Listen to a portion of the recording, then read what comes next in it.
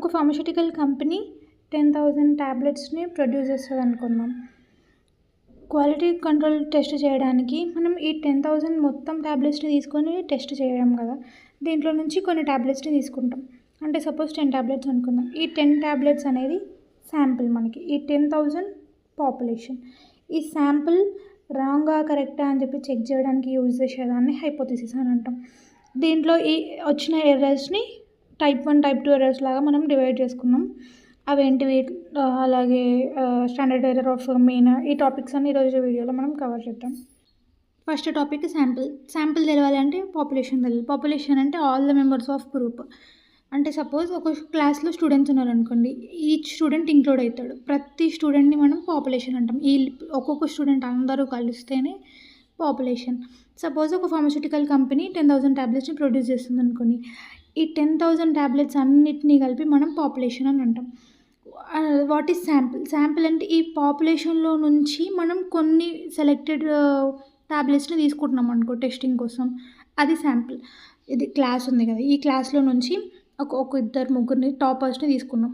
ఈ టాపర్స్ని మనం సెలెక్ట్ చేసుకుంటున్నాం. టాపర్స్ వీళ్ళు అని చెప్పి సెలెక్ట్ చేసుకుంటున్నాం కదా. సో అది మనకి శాంపిల్ అవుతుంది. 10,000 టాబ్లెట్స్లో నుంచి 20 టాబ్లెట్స్ తీసుకొని వాటిని టెస్టింగ్ చేయడం. అంటే ఈ 10,000 టాబ్లెట్స్ని టెస్టింగ్ చేయలేము కదా. సో దానికోసం ఈ 20 టాబ్లెట్స్ని తీసుకొని 20 టాబ్లెట్స్ని టెస్ట్ చేస్తున్నాం. టెస్ట్ చేస్తే ఇప్పుడు మనకి ఎంటైర్ 10,000 వాటి డేటా అనేది మనకి అర్థమైపోతుంది. ఇక్కడ ఇది ఉంది. వాట్ ఈస్ లార్జ్ శాంపిల్ అంటే దీంట్లో మనకి 30 మోర్ దెన్ 30 ఉంటాయి అన్నమాట. మోర్ దెన్ 30 పీపుల్ ఉంటారు. అంటే ఈ శాంపిల్ ఉంది కదా, మోర్ దెన్ 30 ఉంటారు అనమాట. అదే స్మాల్ శాంపిల్లో ఈ శాంపిల్ అనేది లెస్ దెన్ 30. అంటే ఒక 30 మంది కంటే ఎక్కువ తీసుకున్నాం అనుకో, అది లార్జ్ శాంపిల్. 30 మంది కంటే తక్కువ తీసుకున్నాం అనుకో, అది స్మాల్ శాంపిల్ అవుతుంది.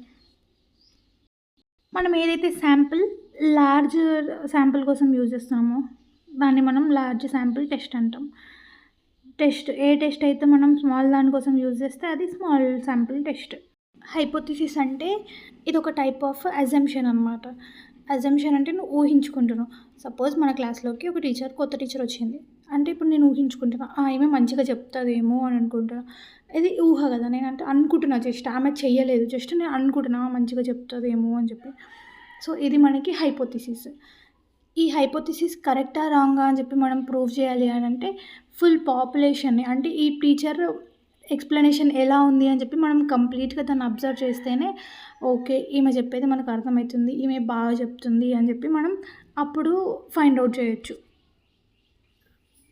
క్యారెక్టరిస్టిక్స్. ఈ హైపోథిసిస్కి ఎలాంటి క్యారెక్టరిస్టిక్స్ ఉండాలి అని అంటే ఇప్పుడు నేను ఇచ్చిన స్టేట్మెంట్కి characteristics should be capable of being tested. అంటే ఇప్పుడు నేను చెప్పిన ఈ టీచర్ మంచిగా చెప్తుంది అని చెప్పి నేను అనుకున్నా అంటే ఇది టెస్ట్ చేయొచ్చు మనం. అంటే ఆమె చెప్పేది విని అది అర్థమైన తర్వాత ఓకే ఈమె మంచిగా చెప్తుంది, అర్థమవుతుంది అని చెప్పి ఇట్లా మనం టెస్ట్ చేయగలిగేలాగా ఉండాలి. Relationship between variables. ఈ వేరియబుల్స్ మధ్యలో రిలేషన్షిప్ని ఇది స్టేట్ చేయాలన్నమాట. It should be simple statement and better understanding. ఇప్పుడు నేను చెప్పింది అందరికి అర్థమైంది, ప్లస్ స్టేట్మెంట్ కూడా సింపుల్గా ఉంది, ఈమె మంచిగా చెప్తుంది అని చెప్పి. సో ఈ హైపోథిసిస్ అనేది మనకి 2 టైప్స్ ఆఫ్ డివైడ్ అయింది. ఒకటి నల్ హైపోథిసిస్, ఇంకొకటి ఆల్టర్నేటివ్ హైపోథిసిస్. నల్ హైపోథిసిస్ ఏమో H0తో డినోట్ చేస్తాము, ఆల్టర్నేటివ్ హైపోథిసిస్ H1తో డినోట్ చేస్తాము. ఈ నల్ హైపోథిసిస్ అంటే సపోజ్ ఒక పేషెంట్ ఉన్నాడు, ఈ పేషెంట్కి ఒక మెడిసిన్ ఇచ్చినాం. ఈ నల్ హైపోథిసిస్ ఏం చెప్తుంది అంటే అసలు ఎట్లాంటి చేంజ్ లేదు, అంత కరెక్టే ఉంది అని చెప్తుంది. ఈవెన్ ఆ పేషెంట్కి డిసీజ్ ఉన్నా కూడా. ఈ H1 పేషెంట్ ఏం చెప్తుంది అని అంటే అవును చేంజ్ ఉంది అని చెప్పి చెప్తుంది. అంటే బీపీ ఉందనుకోండి, బీపీ H1 అసలు చేంజ్ అవ్వలేదు, ఏం అవ్వలేదు, కరెక్ట్ ఉంది అని చెప్తుంది. అదే H1 బీపీ అవును బీపీలో చేంజ్ ఉంది, కొంచెము ఇంక్రీజ్ అయింది లేదంటే డిక్రీజ్ అయింది, అందువల్లనే ఈ పేషెంట్కి డిసీజ్ వచ్చింది అని చెప్పి చెప్తుంది అనమాట. ఈ నల్ హైపోథిసిస్ ఎవరైతే ఈ ప్రాసెస్ని అంతా రీసెర్చ్ చేస్తున్నారో దానికి ఎగ్జాక్ట్ ఆపోజిట్ అనమాట null hypothesis. Alternative hypothesis researcher ఇప్పుడు మైండ్లో ఒక మాట అనుకున్నారు అనుకోండి, ఆ మాట ఎగ్జాక్ట్గా ఆల్టర్నేటివ్ హైపోథిసిస్ అవుతుంది. దానికి ఆపోజిట్ అయ్యేది నల్ హైపోథిసిస్.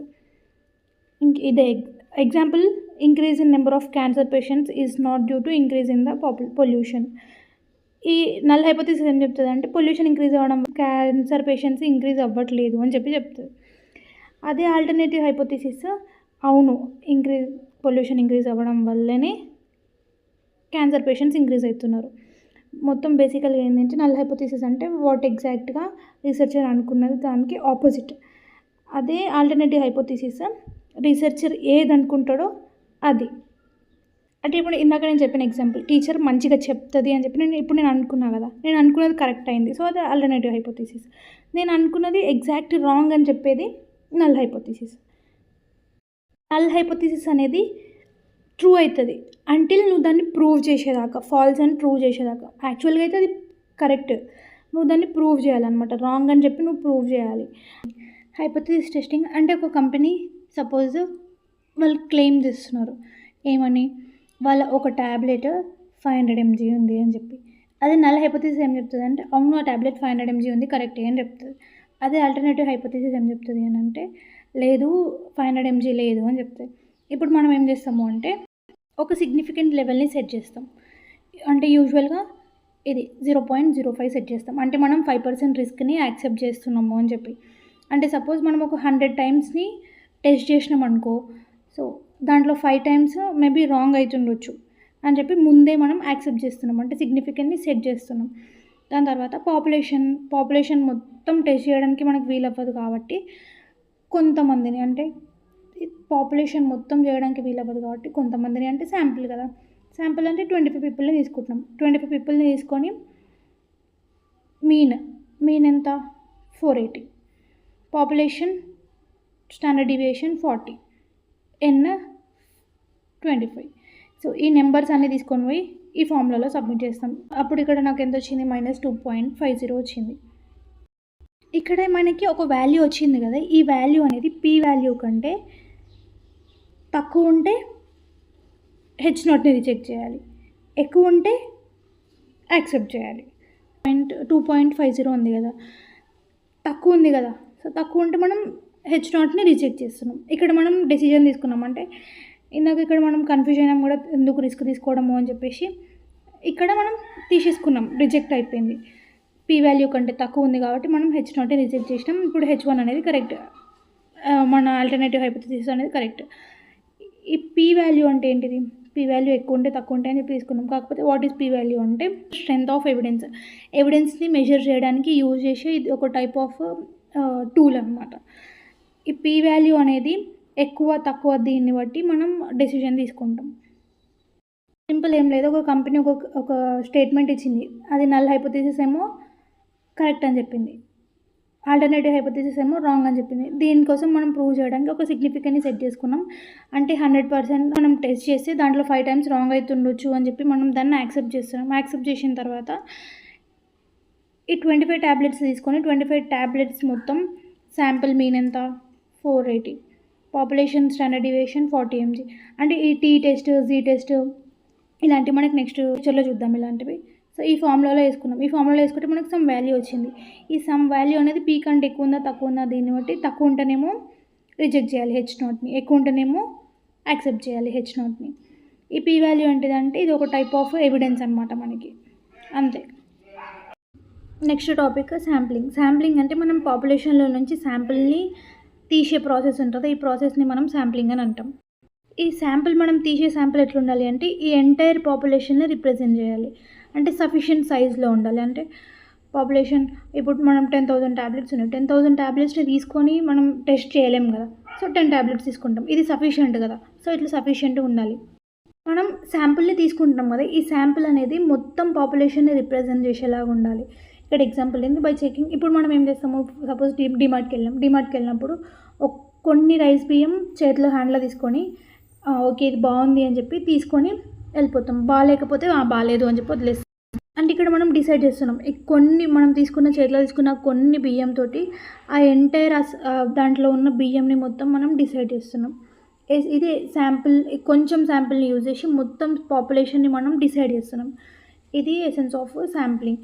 అసలు ఎలాంటి ఎసెన్షియల్స్ ఉండాలి శాంప్లింగ్ కోసము అని అంటే it must possess characteristics of original population. మనం తీసుకున్న శాంపిల్ అనేది ఆ పాపులేషన్ ఉంది, ఏదైతే పాపులేషన్ ఎంటైర్ పాపులేషన్ ఉందో ఈ పాపులేషన్ మొత్తం ఈ శాంపిల్ రిప్రజెంట్ చేయాలి. It should have similar nature that as population. పాపులేషన్కి సిమిలర్ నేచర్ ఉండాలి, అంటే ఇది ఏ కలర్ ఉంటే ఇది కూడా అదే కలర్ ఉండాలి. అట్లా మంచి రిజల్ట్ కావాలి అని అంటే ఈ పాపులేషన్కి ఏదైతే రిలయబుల్ ఉందో అది సరిపోతుంది. టైప్స్ ఆఫ్ శాంపిలింగ్ అంటే మనం శాంపిలింగ్ పాపులేషన్ నుంచి శాంపిల్ని తీసే ప్రాసెస్లో శాంపిలింగ్ ఉంటుందా, ఈ శాంపిలింగ్ మనకి 2 టైప్స్, మెయిన్గా 2 types, random sampling, non random sampling. Random sampling అంటే ఎవ్రీవన్ అంటే అందరికీ ఈక్వల్ నెంబర్ ఆఫ్ ఛాన్స్ ఉంటుంది సెలెక్ట్ చేసుకోవడానికి. అంటే ఇప్పుడు క్లాస్లో మనం అందరం కూర్చున్నాం అనుకోండి, కూర్చుంటే టీచర్ ఎవరిని సెలెక్ట్ చేస్తుందో మనకు తెలియదు, అంటే అందరికీ ఈక్వల్ ఛాన్స్ ఉంది, ఎవరిని సెలెక్ట్ చేస్తుందో అని తెలియదు. మనం నన్ను సెలెక్ట్ అమ్మో నన్ను తీసి క్వశ్చన్ అడుగుతుందేమో అట్లా అని చెప్పి అనుకుంటాం కదా, అందరికీ ఛాన్స్ ఉంది కదా అట్లా. అదే నాన్ ర్యాండమ్ అంటే అసలు ఛాన్స్ లేదు, అందరినీ కాదు, జస్ట్ టాపర్స్ని మాత్రమే అడుగుతుంది అట్లా. సో ఫస్ట్ దీంట్లో సింపుల్ ర్యాండమ్ శాంప్లింగ్ అంటే ఇది ఒక టైప్ ఆఫ్ లాటరీ మెథడ్ అనమాట. అంటే ఇప్పుడు లాటరీలో మనం లాటరీ అనేది వేస్తే నువ్వు సెలెక్ట్ అవుతావా లేదా అని అసలు నీకు తెలియదు, సింపుల్ ఏదో ర్యాండమ్గా వేసేసినావు అట్లా. అంటే దాంట్లో లాటరీ ఎవరైతే వేసారో వాళ్ళందరికీ ఈక్వల్ ఛాన్స్ ఉంది. అంటే ఎవరైతే ఇట్లా హెడ్ ఉంటారో వాళ్ళు ఓకే నాకు ఇష్టమైన వాళ్ళని నేను తీసుకుంటా అని చెప్పి బయాస్ చేయడానికి ఆప్షన్ ఉండదు సింపుల్ దాంట్లో. నెక్స్ట్ స్ట్రాటిఫైడ్ శాంప్లింగ్ అంటే ఫస్ట్ మనకి ఇచ్చిన గ్రూప్స్ని ఏం చేస్తారు అంటే 2 టైప్స్ లాగా డివైడ్ చేసి దీంట్లో నుంచి కొంతమందిని దీంట్లో నుంచి కొంతమందిని డివైడ్ చేసుకుంటాం. అంటే సపోజ్ డిపెండింగ్ అపాన్ ఏజ్ లేదంటే మేలా ఫీమేలా అని చెప్పి ఇట్లా డివైడ్ చేసుకొని మేల్ నుంచి కొంతమంది ఫీమేల్ నుంచి కొంతమంది ఇట్లా తీసుకుంటాం. హోమోజీనియస్ అంటే ఈక్వల్ పార్ట్స్, దీంట్లో 10 మెంబర్స్ తీసుకుంటే దీంట్లో 10 మెంబర్స్ ఇట్లా తీసుకుంటాం అనమాట. తీసుకొని దీంట్లో నుంచి సెలెక్ట్ చేసుకుంటాం శాంపిల్ని. నెక్స్ట్ సిస్టమాటిక్ శాంపిల్ అంటే మన పాపులేషన్ని అసెండింగ్ ఆర్డర్ పెద్ద నుంచి చిన్న లేదంటే చిన్న నుంచి పెద్దగా అరేంజ్ చేస్తాం. అరేంజ్ చేసిన తర్వాత ఫార్ములా K=N/N. K అంటే శాంప్లింగ్ ఇంటర్వల్, N అంటే శాంపిల్ సైజ్, మొత్తం శాంపిల్ సైజ్ మనకి ఎంత కావాలో అంత. సో పాపులేషన్ ఎంత 1000 అంటే 1000 వేసుకుందాం. నెక్స్ట్ 100, శాంపిల్ సైజ్ 100, 10th కదా. సో ఇప్పుడు 1 2 3 4 అని చెప్పి ఇట్లా మనం అరేంజ్ చేసుకుంటూ వెళ్ళిన తర్వాత ఈ 10 నెంబర్ వస్తుందా ఎవ్రీ 10th టర్మ్. ఇప్పుడు ఎవ్రీ 10th టర్మ్ అంటే ఇప్పుడు 10, నెక్స్ట్ 20, 30 ఈ నెంబర్స్ ఉన్నాయా, వీళ్ళని మనం సెలెక్ట్ చేసుకుంటాం, ఈ శాంపిల్స్ని మనం సెలెక్ట్ చేసుకుంటాం, ఎవ్రీ 10th నెంబర్ని సెలెక్ట్ చేసుకుంటాం అనమాట. దీంట్లో సిస్టమాటిక్ శాంప్లింగ్లో. మల్టీ స్టేజ్ శాంప్లింగ్ మనం డిఫరెంట్ స్టేజెస్లో అంటే ఫస్ట్ స్టేజ్లో సెకండ్ స్టేజ్లో ఇట్లా ఒక్కొక్క స్టేజ్లో ఒక్కొక్కరిని సెలెక్ట్ చేసుకుంటాం. నెక్స్ట్ క్లస్టర్ శాంప్లింగ్లో పాపులేషన్ని మనం డివైడ్ చేసిన తర్వాత దాంట్లో నుంచి మనం సెలెక్ట్ చేసుకుంటాం. అంటే అదే ఇంతకుముందు స్ట్రాటిఫైడ్ దాంట్లో జస్ట్ హోమోజీనియస్గా డివైడ్ చేస్తాం, అదే క్లస్టర్లో డివైడ్ చేస్తాం. ఫస్ట్ ఒకసారి డివైడ్ చేస్తాం, దాని తర్వాత దీంట్లో నుంచి మళ్ళీ డివైడ్ చేస్తాం. ఇట్లా డివైడ్ చేసుకుంటూ వెళ్ళి లాస్ట్ కొంతమంది మిగులుతారు కదా, క్లస్టర్స్ ఫామ్ అవుతాయి. ఈ క్లస్టర్స్ని మనం క్లస్టర్ శాంప్లింగ్ అని అంటాం. నెక్స్ట్ నాన్ ప్రాబబిలిటీ అంటే మనం అందరికీ ఈక్వల్ ఛాన్స్ ఇవ్వట్లేదు, ఏదో కొంతమందికి మాత్రమే ఛాన్స్ ఉంటుంది, అందరికీ ఉండదు ఈక్వల్ ఛాన్స్. కన్వీనియన్స్ శాంప్లింగ్ అంటే ఇక్కడ నేమ్తోనే అర్థమవుతుంది. కన్వీనియన్స్ అంటే మనకి ఎవరైతే కన్వీనియంట్గా ఉంటారో, అంటే ఇప్పుడు నేను హెడ్ అనమాట, సపోజ్ నేను హెడ్ ఏం చేస్తున్నా అంటే నాకు ఎవరైతే ఇష్టమో నాకు ఎవరైతే కన్వీనియంట్గా ఉంటారో వాళ్ళని మాత్రమే సెలెక్ట్ చేసుకుంటున్నా. సో ఇది కన్వీనియంట్ శాంప్లింగ్ అనమాట. నెక్స్ట్ పర్పసివ్ శాంప్లింగ్ అంటే ఇప్పుడు నాకు వంట చేయడం వచ్చు, సో నన్ను వంట చేయడం పర్పస్ కోసం మాత్రమే నన్ను సెలెక్ట్ చేస్తారు. అండ్ ఇప్పుడు నేను వేరే పని ఉందనుకో, ఏదో బయట పని ఉంది వేరే, ఆ పని కోసం నన్ను సెలెక్ట్ చేసుకోరు, జస్ట్ నన్ను వంట చేయడానికి మాత్రమే సెలెక్ట్ చేసుకుంటారు. అంటే అట్లా పర్పసివ్, జస్ట్ నా ఏదైతే పర్పస్ ఉందో ఆ పర్పస్ వాళ్ళు ఎప్పుడు వంట చేయడానికి కావాలి దానికోసమే తీసుకుంటారు, కానీ వేరే పని చేస్తా అంటే తీసుకోరు కదా. సో అట్లా అనమాట, ఇది పర్పసివ్ శాంప్లింగ్. కోటా శాంప్లింగ్ అంటే ఇది ఒక type of purposive sampling. Purposive అంటే వాళ్ళకి ఏదైతే అవసరం ఉందో దానికోసమే తీసుకుంటున్నారు అనమాట. అట్లా ఇది ఇప్పుడు ఏం చేస్తామంటే పర్పస్ ఉన్న దాంట్లో రీసెర్చర్కి ఏదైతే అవసరం ఉందో ఆయన పర్సనల్ జడ్జిమెంట్ పైన తీసుకుంటాం. సేమ్ పర్పసివ్ శాంప్లింగ్ ఇది సేమ్, కాకపోతే రీసెర్చర్ పర్సనల్ అంటే ఇది రీసెర్చర్కి ఇష్టం ఉంటేనే, ఇష్టం లేకపోతే తీసుకోరనమాట. ఇక్కడనేమో నీది ఆ పర్పస్ అయితే సరిపోతుంది, అంటే నువ్వు వంట చేస్తే సరిపోతుంది అనమాట, వాళ్ళకి వంట చేయడానికి కావాలి, నువ్వు వంట చేస్తున్నావు అంతే. కోటా శాంప్లింగ్లో వంట చేయడానికి వాళ్ళకి వంట చేయడానికి కావాలి, నువ్వు వంట చేయడానికి ఉన్నావు, కాకపోతే ఓనర్ అయితే ఎవరైతే ఉన్నారో వాళ్ళు యాక్సెప్ట్ చేయాలన్నమాట. ఓనర్ ఎవరు, రీసెర్చర్. అట్లా in total 100 number of people, 40 female and 50 male. ఇట్లా మనం సెలెక్ట్ చేసుకుంటాం. అంటే ఓకే రీసెర్చర్ అడుగుతున్నాడు 100 పీపుల్ ఉన్నారు, దాంట్లో నాకు 40 మంది మాత్రం ఫీమేల్ కావాలి, 50 మంది మేల్స్ కావాలి అని చెప్పి అట్లా రీసెర్చర్ ఏదైతే పర్సనల్ ఆయన అవసరం బట్టి తీసుకుంటాడు. స్నోబాల్ శాంప్లింగ్ దీంట్లో ఏమవుతుంది అని అంటే శాంపుల్ రీసెర్చర్ ఏం చేస్తాడు అని అంటే 2 టైప్స్లో ఆఫ్ డివైడ్ చేస్తాడు. ఫస్ట్ ఒక రీసెర్చర్ ఉన్నాడు ఏబీ లాగా డివైడ్ చేసాడు, దాని తర్వాత మళ్ళీ దాంట్లో నుంచి టూ పీపుల్, దాంట్లో నుంచి 2 పీపుల్ ఇట్లా సెలెక్ట్ చేసి లాస్ట్కి మనకి శాంపుల్ వస్తుంది కదా, దాన్ని తీసుకుంటారు. ఇది మళ్ళీ ఒకసారి రిపీట్ చేస్తున్నాను. ర్యాండమ్ శాంప్లింగ్ అంటేనేమో అంటే ప్రతి ఒక్కరికి ఆ గ్రూప్లో ఉన్న ఎవ్రీ మెంబర్కి ఒక టైప్ ఆఫ్ ఆప్షన్ వస్తుంది అనమాట, అంటే ఛాన్స్ వస్తుంది.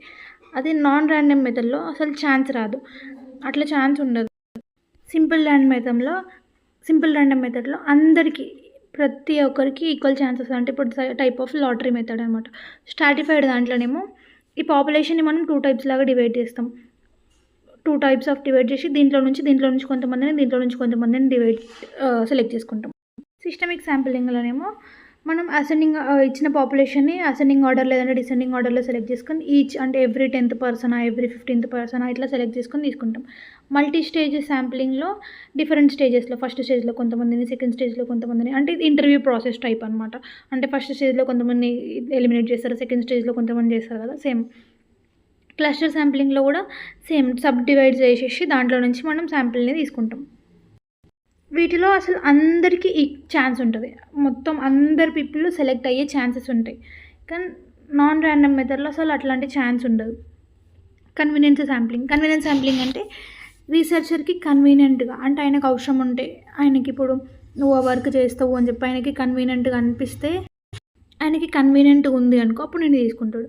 పర్పస్ శాంప్లింగ్ అంటే పర్పస్, ఆయనకి ఏ పర్పస్ కావాలో ఆ పర్పస్లోనే తీసుకుంటాడు. కోటా శాంప్లింగ్ అంటే కూడా same type of purposive sampling, researcher అవసరం బట్టి. స్నోబాల్ శాంప్లింగ్ అంటే రీసెర్చర్ ఏం చేస్తాడంటే 2 టైప్స్ ఆఫ్ డివైడ్ చేస్తాడు, ఏబి, దీంట్లో నుంచి మళ్ళీ చేస్తాడు ఏబి, ఇట్లా ఏ అయితే ఏ తీసుకుంటాడు, బి అయితే బి తీసుకుంటాడు అట్లా. సో ఇది మనకి types of sampling. Types of error అంటే మిస్టేక్ రీసెర్చర్ వల్ల అవుతుంది. అంటే రీసెర్చర్ ఏదైతే శాంపుల్ తీసుకుంటున్నాడో ఆ శాంపుల్ కరెక్ట్ అవ్వకపోతుండొచ్చు, అంటే ఏదైతే మనం పర్పస్ కనుక్కున్నామో ఆ పర్పస్కి కాకపోయి ఉండొచ్చు, లేదంటే ఈ శాంపుల్ అనేది ఎంటైర్ పాపులేషన్ని డిసైడ్ చేయకపోతుండొచ్చు. ఎర్రర్స్కి కాజ్ ఏంటిది అసలుకి? Sample does not truly represent the population, ఇప్పుడు ఇందాక చెప్పిన అసలు పాపులేషన్ని రిప్రజెంట్ చేయకపోవడము. బయాస్డ్ శాంపిల్స్, రీసెర్చర్కి అవసరం ఉన్న వాటిని తీసుకోవడం, అంటే వాళ్ళకి ఇష్టమైన వాళ్ళని తీసుకోవడము. శాంపిల్ సైజ్ చిన్న ఉందనుకో, అంటే ఇప్పుడు మనకి 10 కావాలి, నేను ఒక 6 తీసుకున్నా, చిన్నగా అయిపోయింది కదా. సో అట్లా random variations during sampling, variations రావడము. రిడక్షన్ ఆఫ్ మనం శాంప్లింగ్ ఎర్రర్ని ఎట్లా రిడక్షన్ చేయొచ్చు అంటే ర్యాండమ్ శాంప్లింగ్ మెథడ్స్ యూజ్ చేసి, నాన్ ర్యాండమ్ కంటే ర్యాండమ్ ఎక్కువ యూజ్ చేయాలి. Increase the sample size increase చేయాలి. Ensure proper representation of group in the population. Errors అనేవి మనకి 2 టైప్స్ లాగా డివైడ్ అయినాయి. ఎర్రర్ టైప్ 1, ఇది type 1 error. Type 1 error also known as false positive error. దీన్ని మనం ఆల్ఫాతో డినోట్ చేస్తాం. అసలు టైప్ 1 ఎర్రర్ అంటే ఏంటిది అంటే రీసెర్చర్ ఈ నల్ హైపోథిసిస్ కరెక్ట్ అయింది, కాకపోతే దాన్ని ఆయన రిజెక్ట్ చేసిండు. ఎగ్జాంపుల్ ఏంటిది అని అంటే ఒక పర్సన్ అసలు ఆయనకి డిసీజ్ లేకపోయినా కూడా డిసీజ్డ్ అని చెప్పి రిజల్ట్ వచ్చింది. ఈ నల్ హైపోథిసిస్ ఏం చెప్పింది, అసలు ఆ పర్సన్కి డిసీజ్ లేదు అని చెప్పింది. రీసెర్చర్ ఏం చేసిండు, డిసీజ్ ఉంది అని చెప్పిండు. సో ఇది మనకి టైప్ 1 ఎర్రర్. అంటే ఈ నల్ హైపోథిసిస్ అనేది ఫస్ట్ కేసులో కరెక్ట్, కాకపోతే రీసెర్చర్ ఏం చెప్పిండు అంటే రాంగ్ అని చెప్పిండు. ఆయనే ఇదేది రీసెర్చర్ మిస్టేక్ వల్ల నల్ హైపోథిసిస్ అనేది రైట్ అయినా కూడా రాంగ్ అని చెప్పిండు. అట్లా టైప్ 1 ఎర్రర్ ఇంకొకలాగా కూడా వస్తుంది. ఎట్లా అంటే సపోజ్ ఇప్పుడు నువ్వు 2 మెడిసిన్స్ తీసుకున్నావు, ఒకటేమో పెయిన్కి యూజ్ అవుతుంది, ఇంకొకటి కూడా పెయిన్కి యూజ్ అవుతుంది. కానీ ఇక్కడ రీసెర్చర్ ఏమంటున్నావు అంటే ఇదేమో స్వెల్లింగ్కి యూజ్ అవుతుంది, ఇదేమో పెయిన్కి యూజ్ అవుతుంది. అది యాక్చువల్గా 2 సేమ్ ఇట్కి వర్క్ అవుతున్నాయి, కాకపోతే డిఫరెంట్ వాటికి వర్క్ అవుతున్నాయి అని చెప్పి రీసెర్చర్ చెప్తున్నాడు కాబట్టి అప్పుడు మనకి టైప్ 1 ఎర్రర్ వస్తుంది. ఇప్పుడు ఏం చేస్తాము అంటే రీసెర్చర్ సిగ్నిఫికెంట్ లెవెల్ని ఫిక్స్ చేస్తాడు. ఇందాక ఆల్ఫా ఈజ్ ఈక్వల్స్ టు అని చెప్పి 0.5 ఒకటి చేసినాం కదా, సో అట్లా ఫిక్స్ చేసినప్పుడు పీ ఈజ్ ఈక్వల్స్ టు ఎక్కువ వస్తే H0ని రిజెక్ట్ చేస్తాం, తక్కువ వస్తే H0ని యాక్సెప్ట్ చేస్తాం. అట్లా సిగ్నిఫికెంట్ లెవెల్ని ఫిక్స్ చేస్తే పీ వాల్యూని బట్టి హెచ్ నాట్ కరెక్టా రాంగా అని చెప్పి మనం ఈ ఎర్రర్ని సాల్వ్ చేయొచ్చు. టైప్ 2 ఎర్రర్ ఇది ఫాల్స్ నెగిటివ్, దీన్ని మనం ఫాల్స్ నెగిటివ్ అని కూడా అంటాం. ఇది బీటాతో డినోట్ చేస్తాం. టైప్ 1 ఏమో ఆల్ఫా తోటి, టైప్ 2 ఏమో బీటాతో డినోట్ చేస్తాం. టైప్ 2 ఎర్రర్ ఎప్పుడు వస్తుంది అంటే అసలు నల్ హైపోథిసిస్ యాక్చువల్గా రాంగ్, కాకపోతే రీసెర్చర్ దాన్ని రైట్ అని చెప్పి యాక్సెప్ట్ చేస్తున్నాడు అనమాట. టైప్ 1లో అది రైట్, కాకపోతే రీసెర్చర్ దాన్ని రాంగ్ అని యాక్సెప్ట్ చేస్తున్నాడు. టైప్ 1 కేసులో అది రైట్ అయినప్పుడు రాంగ్ అంటున్నాడు, టైప్ 2 కేసులో రాంగ్ అయినప్పుడు రైట్ అంటున్నాడు. ఇలాంటి కేసులో మనకి టైప్ 2 ఎర్రర్ వస్తుంది. అంటే ఇక్కడ ఎగ్జాంపుల్ చూడొచ్చు, పర్సన్ అసలు కనుక డిసీజ్ ఉంది, కాకపోతే ఇక్కడ ఏంటి అంటే డిసీజ్ లేదు అని చెప్పి చెప్తుంది అనమాట. అట్లా సో డిసీజ్ లేదు అని చెప్పి చెప్తుంది కాబట్టి ఇది టైప్ 2 ఎర్రర్. ఇలాంటి కేసెస్లో టైప్ 2 ఎర్రర్ వస్తుంది. ఎవరు చెప్తున్నారు? రీసెర్చర్ చెప్తున్నాడు. హెచ్ నాట్ అనేది రాంగ్ అయినప్పుడు రైట్ అని చెప్పడం. ఇక్కడ స్టాండర్డ్ ఎర్రర్ ఆఫ్ మీన్ ఉంది, ఇక్కడ స్టాండర్డ్ డీవియేషన్ ఫార్ములా ఉంది. Standard deviation formula, standard error formula σ/n. ఇది ఉంది, ఇక్కడ ఇంకేం లేదు, ఒకసారి చదువుకోండి అంతే. వీడియోలో మనం sample, population, large sample, small sample, null hypothesis, alternative hypothesis, sampling essence, types of sampling, type 1 type 2 errors, standard error of mean ఇవి కవర్ చేసినాం. నెక్స్ట్ వీడియోలో parametric test, t test, ANOVA test, least significant difference ఇక్కడ వరకు చూద్దాము. ఒకవేళ మీకు notes requirement ఉంటే Telegram channel డిస్క్రిప్షన్లో మెన్షన్ చేసినాను, ఫాలో అయిపోండి.